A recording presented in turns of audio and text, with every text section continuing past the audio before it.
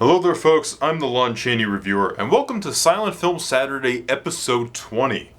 Today I shall be discussing the second part of my Lon Chaney double feature, first part being Outside the Law, and this second part being Shadows from 1922, produced by B.P. Schulberg, father of screenwriter Bud Schulberg, who would go on to write the 1954 classic On the Waterfront. Now, since I already took a look at this package last week, I don't feel there's a whole lot for me to say about the package, except it's a double feature, it's kind of a snap case, and there are no supplemental features, just the two films. And my episode last week was, I liked the stuff in the first half of the movie. I liked the look of Chinatown. I liked Chaney's two performances as De Silva. And the Chinese character, I felt the makeup was really effective. However, the melodrama was a tad boring, and that's the same case with the film I'm discussing today. Now, in the plot, you have Marguerite de Lamont, who was in a few Douglas Fairbanks movies, actually, including The Mark of Zorro. And her husband, her alcoholic husband, played by Walter Long, who you may remember as Gus from The Birth of a Nation, just seems to play jerks, but anyway, he is killed at sea, and she is now a widow. A new minister, played by an actor strangely named Harrison Ford, comes into town. They fall in love and they get married. And then there's a plot involving the fact that John St. Paulus, who was in the Phantom of the Opera with Lon Chaney, and I believe he was in The Unknown. You know, he was one of those actors that's been around. But anyway, he is in love with Marguerite de Lamont as well. And he sets up a plot making Harrison Ford, the actor, not the actor that we know, but the guy, the silent actor Harrison Ford. I'm sorry, it's a bit confusing. The character's name is John, I think. And he sends John these letters, but it's as Walter Long's character of the deceased husband, claiming that he's still alive and he's not gonna settle for John marrying Marguerite de Lamont unless he sends him money, and that's actually falsified letter sent by John St. Paulus.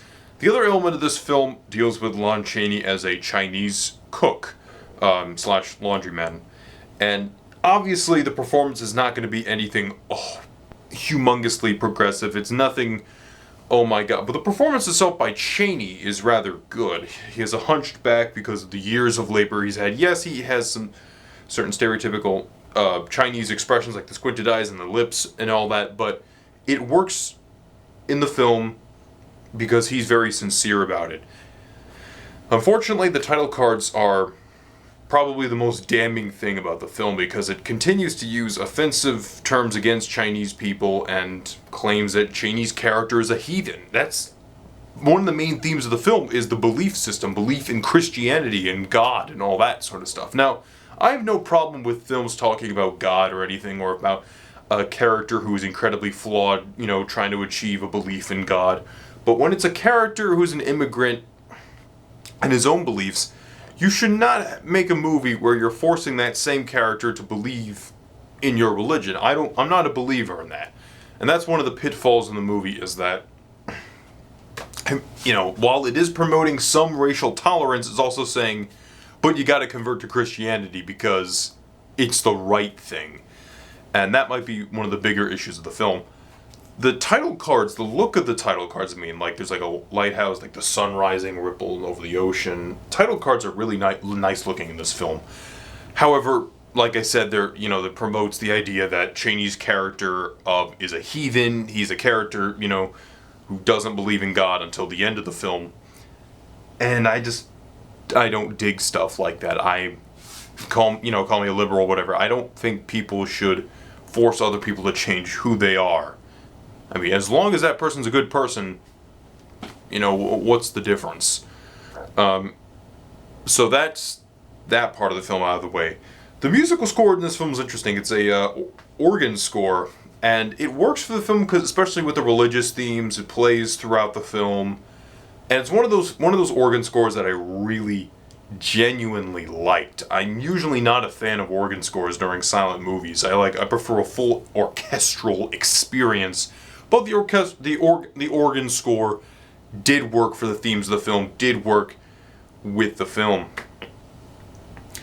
Like I said earlier, Chaney's performance is incredible, and this helped Chaney's career even further, promoting him as a great character actor, and it just kind of confirmed that. He was very good at what he did, and I feel this is one of Chaney's more underrated performances. The only thing that really holds it back is not really Chaney himself, it's the title cards and it's the story. The story is not very good. It's just a very silent melodrama with the fact that, some religious tolerance, but you gotta be a Christian. And I'm not up for stuff like that. I'm sorry if this is a shorter review, but there's really not much to say about this 68-minute film, but I would check it out because it's a time capsule for its era, and Chaney gives a very good performance in the film. Next week, I shall be talking about Harold Lloyd's Girl Shy. I'll see you next week.